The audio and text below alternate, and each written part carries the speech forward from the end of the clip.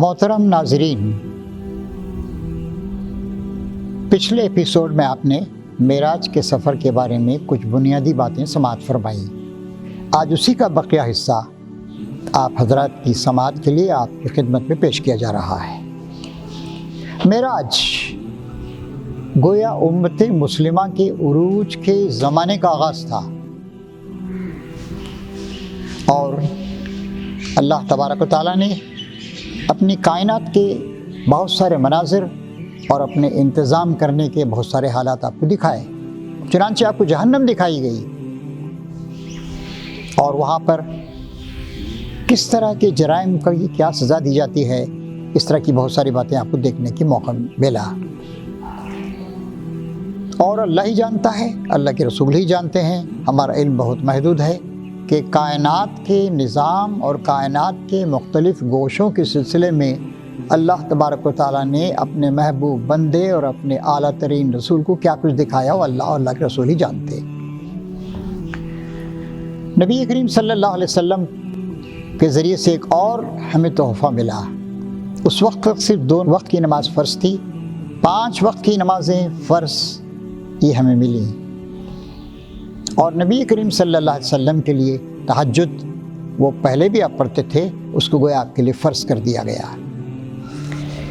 وہ واقعہ آپ نے سنا ہوگا، حدیث آتی ہے کہ جب پہلے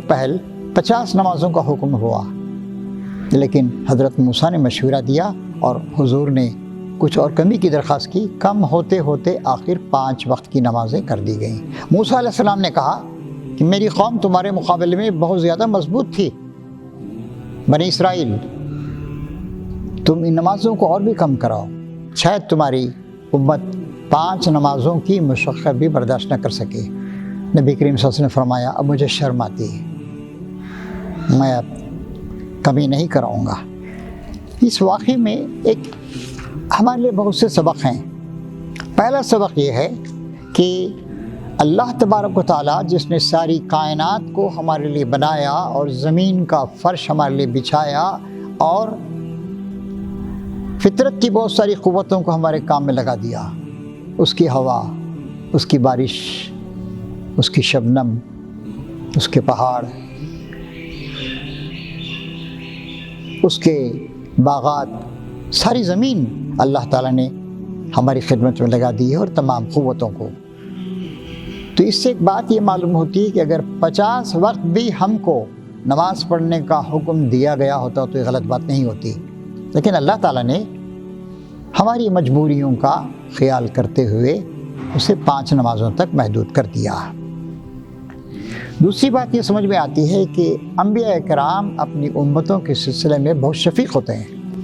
حضرت موسیٰ علیہ السلام مشورہ دیتے رہے، اور حضور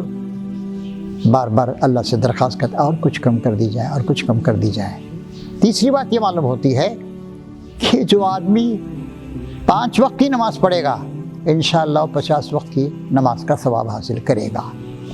چوتھی یہ بات سمجھ میں آتی ہے کہ 5 وقت کی بھی آدمی نماز نہیں پڑھ سکتا تو کتنی بڑی نامعقول بات ہوگی۔ ہاں کہ اللہ تعالیٰ کے جو احسانات جس میں ہمارا بال بال بندھا ہوا ہے، اگر 50 وقت کی نمازیں بھی ضروری ہوتی تو ہمیں پڑھنا چاہیے تھا۔ اب اس بات پہ ہم غور کریں کہ 5 وقت کی نمازوں کا بھی ہم حق ادا نہیں کرتے ہیں، ہمارے دل کہیں اور چیزوں میں اٹکے ہوئے رہتے ہیں۔ تو اس طریقے سے نماز کا بہت بڑا تحفہ ہے جو نبی کریم صلی اللہ علیہ وسلم ہمارے لیے لے کر آئے ہیں۔ اور پھر اس کے بعد اشارہ مل چکا تھا کہ اب تمہیں مکے کی بستی کو چھوڑنا ہے، اب تمہیں ظالموں کے چنگل سے نکلنا ہے، اب تمہیں مدینہ جانا ہے، وہاں تمہارا استقبال کیا جائے گا، اور وہاں پر تم ایک اسلامی معاشرے کی تشکیل کرو گے اور ایک اسلامی حکومت کو قائم کرو گے۔ اور پردے غیب کے پیچھے اللہ تعالیٰ کی کائنات کا نظام کیسے چلتا ہے، اس کے بھی بہت سارے مناظر نبی کریم صلی اللہ علیہ وسلم نے دیکھے، اور جو بیک گراؤنڈ انفارمیشن چاہیے غیب کی چیزوں کا، ویسا بہت زیادہ انفارمیشن نبی کریم صلی اللہ علیہ وسلم کو دے دیا گیا، اور آپ کا دل اور مطمئن ہوا، اور آپ کو اور زیادہ تقویت حاصل ہوئی کہ میں اس رب کائنات کا بندہ اور رسول ہوں، اور مجھے ساری انسانیت کی اصلاح کرنی، اللہ تعالیٰ کا فضل و کرم ہے کہ یہ 5 وقت کی نمازیں جو ایک پریکٹیکل تحفے کے طور پر ہم کو ملی ہیں وہ ہمیں عطا ہوئی، ہمیں ان کا حق ادا کرنا چاہیے۔ وآخر دعوانا ان الحمد للہ رب العالمین۔